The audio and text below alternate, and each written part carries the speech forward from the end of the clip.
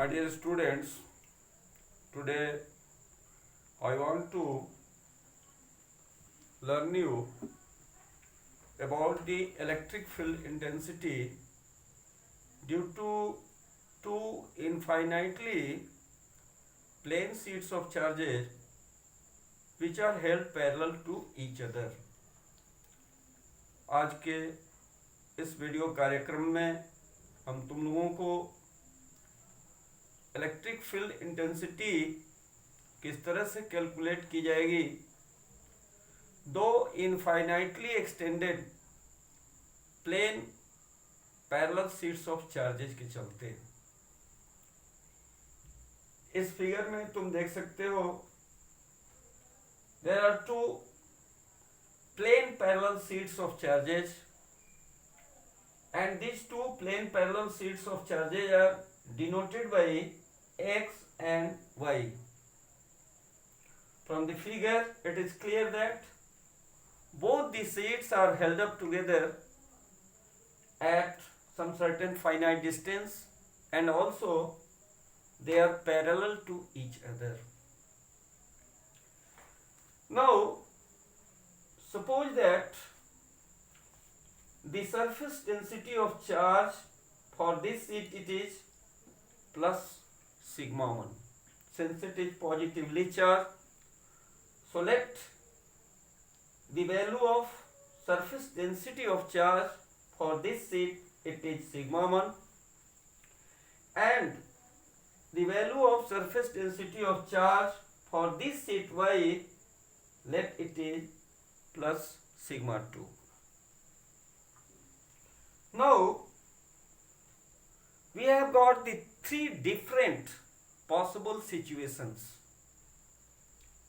इन दोनों शीट के चलते जब हम इलेक्ट्रिक फील्ड इंटेंसिटी की वैल्यू को कैलकुलेट करना चाहते हैं तो हमारे पास तीन डिफरेंट सिचुएशंस अराइव होते हैं और इन तीनों सिचुएशंस के लिए हम अलग अलग इलेक्ट्रिक फील्ड इंटेंसिटी की वैल्यू को कैलकुलेट करने के लिए बताएंगे।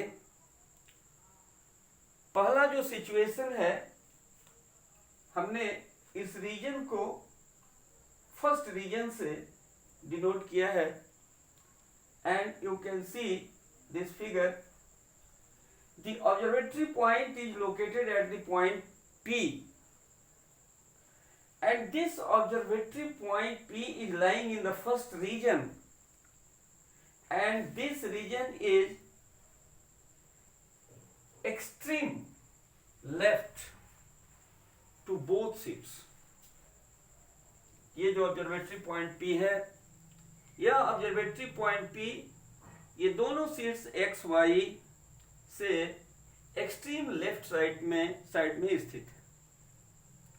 दूसरा जो सिचुएशन है वह इन दोनों शीट्स के बीच में और इन दोनों शीट्स के बीच में यही ऑब्जर्वेटरी पॉइंट P है और तीसरा जो केस है वह है कि observatory point P is lying in this region, third region, and this point P lies at the extreme right side of both sheets. अब बारी बारी से इन तीनों रीजन के लिए इन तीनों ही पॉइंट्स पर हम इलेक्ट्रिक फील्ड इंटेंसिटी की वैल्यू को कैलकुलेट करेंगे। अब इस वैल्यू को कैलकुलेट करने से पहले हम यहां पर एक कन्वेंशन रूल को डिस्कस करेंगे और ये कन्वेंशन रूल ये कहता है कि चाहे कोई सीट हो चाहे एक्स हो या वाई हो सीट से अगर राइट साइड में हम जाते हैं और ऑब्जर्वेटरी पॉइंट राइट साइड में अगर पड़ता है तो ये माना जाता है कि वह जो फील्ड होगा उसकी वैल्यू पॉजिटिव मानी जाती है और यदि सीट से हम लेफ्ट जाएं तो ऐसी स्थिति में सीट के चलते जो फील्ड एग्जिस्ट करती है उसको नेगेटिव कंसीडर किया जाता है। इन्हीं बातों को ध्यान में रखते हुए वन बाई वन हम फील्ड्स का कैलकुलेशन करने जा रहे हैं। सबसे पहले रीजन फर्स्ट की हम बात करें। मान लिया जाता है कि इस सीट के चलते जो इलेक्ट्रिक फील्ड एग्जिस्ट किया इस पॉइंट पर, उसकी वैल्यू E1 के बराबर है। मान लिया जाए कि electric field intensity which exists at the point P due to this seat X, it is E1, and the electric field intensity produced due to this seat, it is E2। हमने ये मान ली। अब जैसा कि हमने बताया कि यह जो E1 है, इस सीट के चलते इस पॉइंट पर जो फील्ड होगा उस फील्ड की वैल्यू, क्योंकि कल हमने पढ़ाया है कि सीट के चलते जो इलेक्ट्रिक फील्ड की वैल्यू आती है सिग्मा बाई 2 एप्सिलॉन 0 के बराबर होती है। तो इस सीट से ये पॉइंट क्योंकि लेफ्ट में पड़ रहा है, इसलिए जो फार्मूला हम लिखेंगे सिग्मा 1 बाई 2 एप्सिलॉन 0, इसके पहले नेगेटिव साइन देंगे क्योंकि इसके लिए सरफेस डेंसिटी ऑफ चार्ज की वैल्यू सिग्मा 1 है। इसलिए इस सीट के चलते जो फील्ड एग्जिस्ट किया इस पॉइंट पर, उसकी वैल्यू सिग्मा 1 बाई 2 एप्सिलॉन 0। चूंकि ये पॉइंट इस सीट के लेफ्ट साइड में लाई अप कर रहा है, इसलिए इसको हमने नेगेटिव लिया।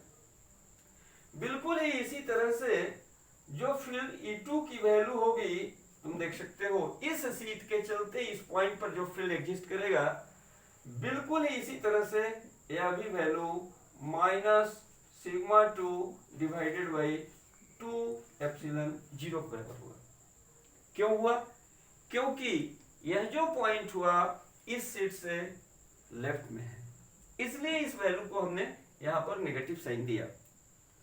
अब जब हम टोटल इलेक्ट्रिक फील्ड की वैल्यू निकालें तो जो नेट इलेक्ट्रिक फील्ड होगा वह बराबर होगा E1 प्लस E2, और इस तरह से ये दोनों वैल्यू को अगर हम जोड़ दें तो क्या मिलेगा? इनको जोड़ें तो ये आएगा minus sigma 1 by 2 epsilon 0 minus sigma 2 divided by 2 epsilon 0। और यदि यहाँ पर हम माइनस 1 बाई 2 एप्सिलॉन 0 की ये कॉमन ले लें तो सीधे ये वैल्यू आएगा सिग्मा 1 प्लस सिग्मा 2। यानी इस फील्ड के लिए जो वैल्यू आया वह minus 1 by 2 epsilon 0 into sigma 1 plus sigma 2 के बराबर है। अब जरा हम रीजन सेकेंड, इस रीजन में जब ये पॉइंट है तो उस स्थिति में हम फील्ड को निकालना चाहते हैं।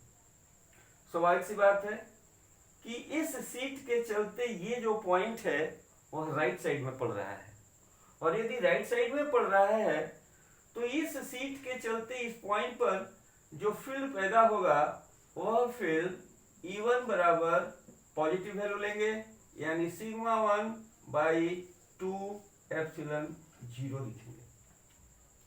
लेकिन यदि इस पॉइंट की बात करें तो इस सीट Y के चलते ये इसके लेफ्ट साइड में पड़ रहा है, इसलिए इस सीट के चलते जो फील्ड पैदा हुआ E2, इसकी value minus sigma 2 divided by 2 epsilon 0 के बराबर हुआ।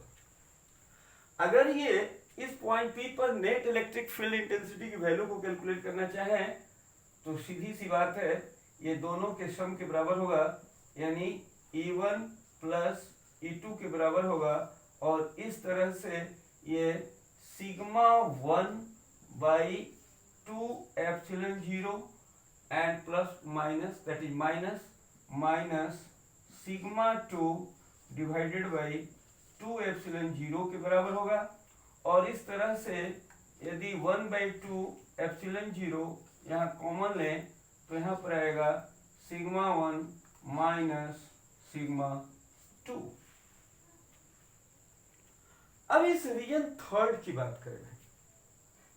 इस रीजन थर्ड में ये जो पॉइंट P है इस सीट के एक्सट्रीम राइट पड़ता है और इस सीट के चलते भी एक्सट्रीम राइट है।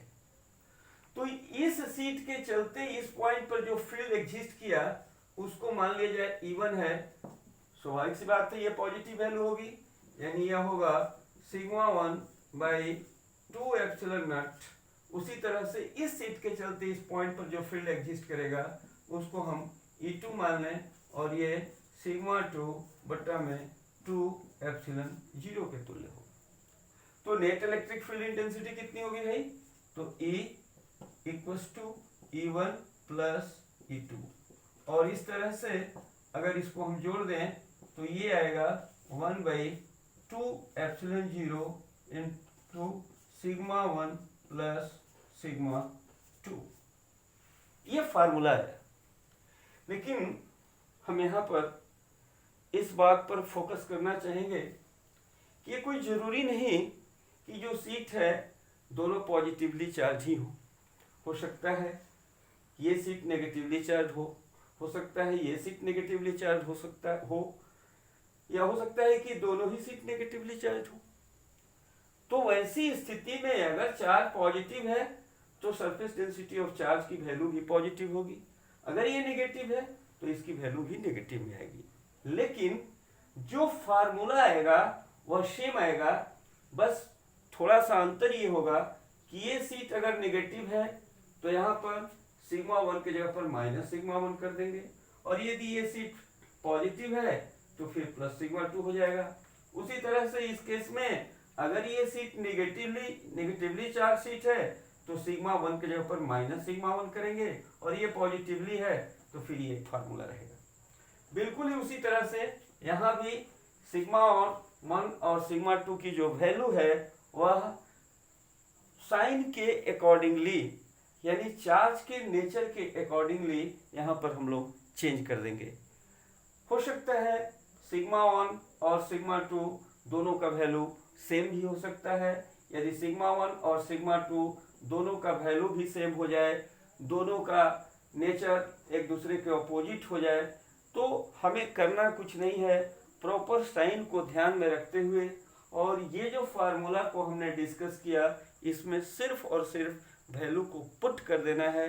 And hence in this way you can calculate the value of electric field intensity for these two thin parallel sheets of charges which are held parallel sheets of charges in three different situations, that is region first, region second and region third. Okay, thanks.